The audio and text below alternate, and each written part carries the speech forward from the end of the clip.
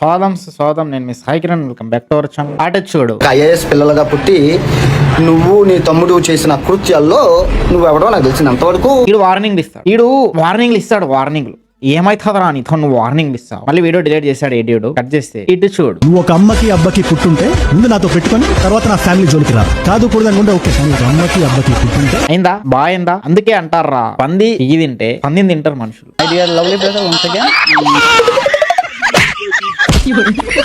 ఏమన్నాడు?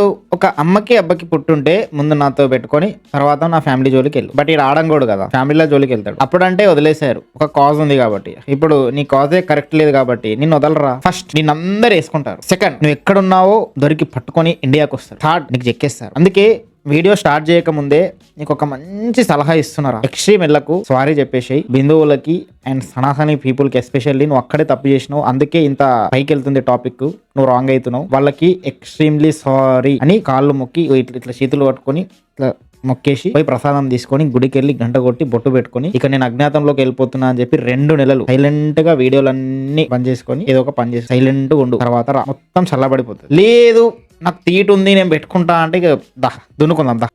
అండ్ కొంతమంది డాగాళ్ళు నిన్న నాన్ వేసిన లీక్స్ ఏఐ అంటున్నారు, ఫేక్ అంటున్నారు. ఇప్పుడు ఇంటెలిజెంట్ పీపుల్ ఇండియాలో 1000లో 10 మంది ఉండొచ్చు. క్లాస్ లో 100 మందిలో ఫస్ట్ నుంచి 5 ర్యాంకులు 5గురికే రావచ్చు. కానీ లాస్ట్ 5 ర్యాంకులు వస్తాయి. వచ్చినా కూడా అసలు లైఫ్ లో ఇంకా ఏమీ లేదు అని చచ్చిపోతారు. చూసినావా? ఇటువంటి మైండ్ సెట్ వాళ్ళు అనిపిస్తుంది నాకు. ఎందుకంటే వాడికి ఎలా బతకాలో తెలియదు, ఏది రియాలిటీయో తెలియదు. మీకు కావాలంటే నేను ఇప్పుడు వాడి వీడియో కాల్లో ఫేస్ రివీల్ చేసింది చూపిస్తా. వాడి వీడియో కాల్ ఆన్ చేసింది. అచ్చా బస్సు కోసం వెయిటింగ్. అమ్మ వచ్చింది 54 నువ్వు వీడియో చేస్తే చూపిస్తా. వీడియో కాలా చూసుకో. అండ్ ఇంకోటి కూడా చూపిస్తా. వాడు నాతో కాల్ మాట్లాడుతూ ఉంటే నేను అది రియల్ అని ప్రూఫ్ పెట్టడానికి వాడు అకౌంట్ ని ఓపెన్ చేసి రీఫ్రెష్ చేసిన క్లిప్ పెడతా. అంతా కవర్ అయిపోతుంది. అవునా? చెప్పానుగా ముందు మేకపోత సిద్ధాంతం. మేకని బలిచ్చే ముందు బాగా మేపాలన్నమాట. మేపినాక తల నరికితే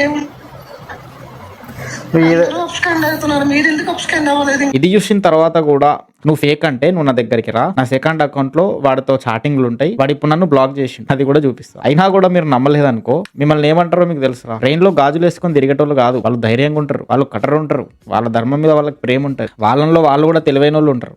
బట్ మీరు వాళ్ళకంటే దారుణం అని చెప్తున్నా. యాక్చువల్ గా వాళ్ళకి ఆ పేరు పెట్టిండ్రు కానీ మీకు పెట్టాలి. మీకు అర్థమైంది అనుకుంటా. కాబట్టి నువ్వు నీ తమ్ముడు చేసిన అకృత్యాల్లో నువ్వెవడో నాకు తెలిసింది అంతవరకు. తమ్ముడు తెలిసిందే కదా, చిల్లర కంటెంట్ ఇది చెత్త కంటెంట్ చేసావు. ఒక ఐఏఎస్ ఆఫీసర్ల కొడుకైతే చెత్త కంటెంట్ చేయొద్దా? అది చెత్త కంటెంట్ ఎట్లా అవుతుందా? ఐఏఎస్ ఆఫీసర్ల కొడుకైతే కంటెంట్ చేయొద్దా? బిజినెస్లు చేసుకోవాలనా డబ్బులు బాగా తీసుకొని? అలా కాదు విరుపు కూడా. కొండం ప్యాకెట్లకి గివే వేలు చెత్త కంటెంట్ చేసావు. అరే నువ్వు ఏం మాట్లాడతావు? ఆ కాండం ప్యాకెట్ల గురించి మాట్లాడితే కాండం ప్యాకెట్లు పంచితే తప్పేంట్రా? నన్ను అడిగితే కాండం ప్యాకెట్లు అందరికీ పంచాలి, ఇంటింటికి పంచాలి. ఆ కాండం ప్యాకెట్ అనేది ఒక నార్మలైజ్ థింగ్ అయిపోవాలి. మనం బండి మీద నడిపేటప్పుడు హెల్మెట్ ఎంత ఇంపార్టెంటో కాండం కూడా నువ్వు సెక్స్ చేసేటప్పుడు అంతే ఇంపార్టెంట్. ఇఫ్ ఇన్ కేస్ మీరు పిల్లలు వద్దనుకుంటే, మీకు పెళ్లి కాకపోతే, మీకు తీటు ఉంటే, ఎందుకంటే తీట మనుషులు ఎక్కువ కదా రాబాయ్. పాపులేషన్ తెలుసు కదా ఎంత అవుతుంది ఇండియాలో. సో కాండం ప్యాకెట్ పంచడంలో తప్పే లేదు. వాడు సంఘసేవ చేస్తున్నట్టు నా దృష్టిలో కాండం ప్యాకెట్లు పంచుతున్నాడు. మళ్ళీ ఏ డ్యూటీ చెప్పాడు కదరా, నువ్వు కాండం ప్యాకెట్ కొనుక్కునే స్తోమత నీకు ఉంటేనే నువ్వు కాండం వాడే స్తోమత నీకు ఉంటుంది. ఇచ్చనాయాల నీకు బుర్ర లేదరా? నువ్వు నామినేషన్ కాడు ఏరా బాబు. కొంపదీసి నువ్వు మేల్ ప్రాస్టిట్యూట్ ముందే నీకైతే అది చాలా అవసరం. అది లేకుండా నువ్వు చేసావనుకో నీకు ఏడు వస్తుందిరా బాబు. అందుకే వీడికి పెళ్లి అవ్వట్లేదు అనుకుంటా. ప్రాస్టిట్యూట్ కదా వీడు, మేల్ ప్రాస్టిట్యూట్ అని వాడే చెప్పుకున్నాడు. మళ్ళీ వార్నింగ్ ఇస్తాడు. వార్నింగ్ అయితే నువ్వు ఇప్పుడు బత్తాయి రంగు పూసుకున్నావు, బత్తాయిగా మారాలనేది జనం తెలుసు. టీనేజర్స్ అరే నాకు విషయం అర్థం కాదు. నాకు ఇక్కడ చాలా కోపం వస్తుంది. ఒక బిందువు, నేను బిందువు ఇడు ఎందుకు బిందువు అంటున్నారు. అరే బిందువు అనాల్సి వస్తుంది, ఎందుకంటే యూట్యూబ్ ఆ పదంని తీసుకోదు ఒక్కొక్కసారి. సో అరే ఒక సనాతని అనేవాడు, హిందూ బిందువు అనేవాడు అట్లా ఎందుకు బతుకుతారా? అట్లా బతికితే మనకి బత్తాయి రంగు ఎందుకు వస్తున్నారు మీరు? నాన్ వేసిన నువ్వు నా రాముడి గురించి మాట్లాడితే, నా సీతమ్మ తల్లి గురించి మాట్లాడితే, వెంకటేశ్వర స్వామి గురించి మాట్లాడితే నీ అమ్మ తలకాయ తీసి చేతిలో పెడతాం. అలా రారాను ఇండియాకి నీ గుండు తీసి నీ నొక్కుతాం అని గట్టిగా మాట్లాడితే అది బత్తాయి రంగు చూసుకున్నట్ట. మళ్ళీ బీపీ వస్తుంది నాకు, మాటల్లోనే బీపీ వచ్చేస్తుంది. నీ టోపీ పెట్టి కళ్ళద్దాలు పెట్టి బత్తాయిలు అంట. బత్తాయిలు నువ్వే బత్తాయి కంటే దారుణం. బత్తాయిలు మంచిరా, దాన్ని చూసి ఎంత మంచిది తెలుసా నీకు? చనాయాల.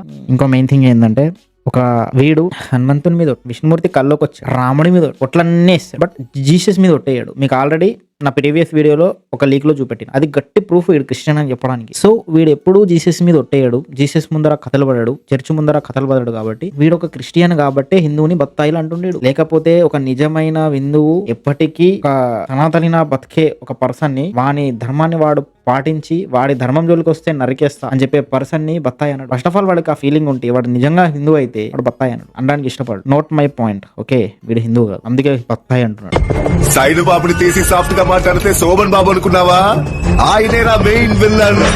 మళ్ళీ వీడు ఫ్యామిలీని కేర్ చేయడు. గరిగపాటికి యుద్ధం ప్రకటిస్తారంట. అరే గరిగపాటి వయసేంది, నువ్వు ఎన్నో కూర్చొని యుద్ధం ఎట్లా ప్రకటిస్తావురా నాకు అర్థం కాదు. నీ బుర్రేడున్నారా నువ్వు యుద్ధం ప్రకటించడం ఏంట్రా? యుద్ధం ఎవర్రా ఈడు? ఏడు నుంచి పట్టుకొచ్చిండ్రా ఆయన్ని? అరే నువ్వు ఈడ ఉండి ఈడ కూర్చొని భారతదేశంలో ఉండి నేను యుద్ధం ప్రకటిస్తున్నా అంటే ఒక లెక్క సుక్క ఉంటది. ఆడ ఎన్నో కూర్చొని యుద్ధం ఏం ప్రకటిస్తావురా నువ్వు? అసలు గరిగపాటిని నువ్వు చూడని కూడా చూడరా, అసలు నిన్ను పట్టించుకోడు. మళ్ళీ చాగంటి గారిని అంటాడు. ఆ వీడియో మొత్తాన్ని చాలా బ్రూటల్ గా రోస్ట్ చేస్తాం, ముందే చెప్పి రేపు ప్లే చేస్తాం. రేపు ప్లే చేసి ఇక్కడ ఎంత గలీజ్ గా రోస్ట్ చేస్తా అంటే ఇయర్ ఫోన్స్ పెట్టుకోవాలా, ముందే చెప్తాను. అట్లా చేద్దామని ఫిక్స్ అయినా. నేను అది చేయాలంటే కొత్త బూతులు తీసుకొస్తాను. బూతులా ఉండవు బట్ బూతులే చేస్తాం. నువ్వు సబ్స్క్రైబ్ చేసుకో, ఒక లైక్ బటన్ కొట్టేసి చలో రేపు వచ్చేస్తుంది. అడిగితే చెప్తారు తమ్ముడు ఇప్పుడు బత్తాయిలా మాడారా అంటే బత్తాయిలా నేను బత్తాయి కాదుగా. ఇప్పుడు కూర్చొని ఒక మైక్ పెట్టి తెలుసు మాకు, నువ్వు బత్తాయి కాదు, నువ్వు గొర్రె. నువ్వు గొర్రెరా, గొర్రె అక్క గొర్రె. చెప్పాలి ఏది నేను అలా కాదు, నేను దేశం తిరిగి అక్కడ చూసి చెప్పాలి. సో నువ్వు గూగుల్ ఇన్ఫర్మేషన్ చెప్పాలి, నేను తిరిగి చెప్పాలి. నాకు ఖర్చు ఈడు ఎప్పుడు అదే పని, ఎప్పుడు నేను తిరిగి చెప్పాలి.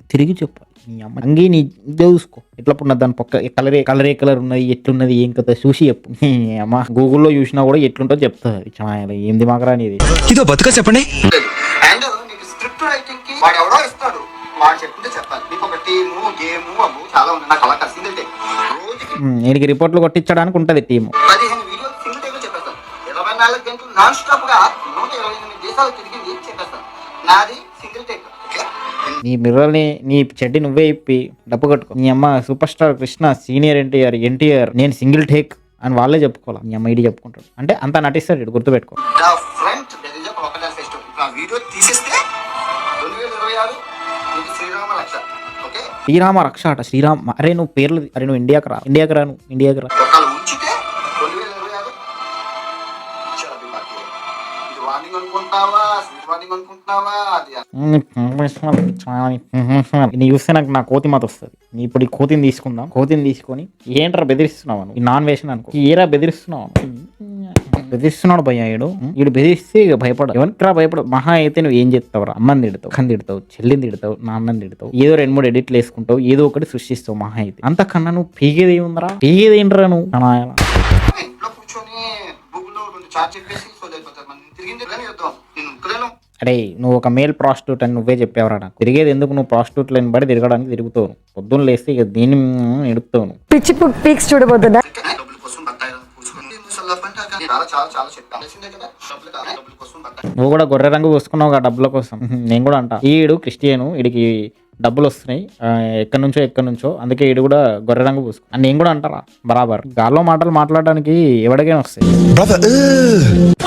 నా రాముడి గురించి, నా సీతమ్మ తల్లి గురించి, నా ఆంజనేయ స్వామి గురించి, నా శ్రీవారి గురించి, నా పరమశివుడి గురించి ఏదైనా మాట్లాడితే, తన భగవంతుడి గురించి తాను ఎవడైనా మాట్లాడితే తప్పు అని అన్నాడు రా. దాంట్లో తప్పేంట్రా? నువ్వు ఏడికి వచ్చి వార్నింగ్ ఇస్తున్నావు పిచ్చనాయాల. నీకు బుర్రందారా? అసలు నీ కాజ్ కరెక్ట్ కాదు, నువ్వు రాంగ్.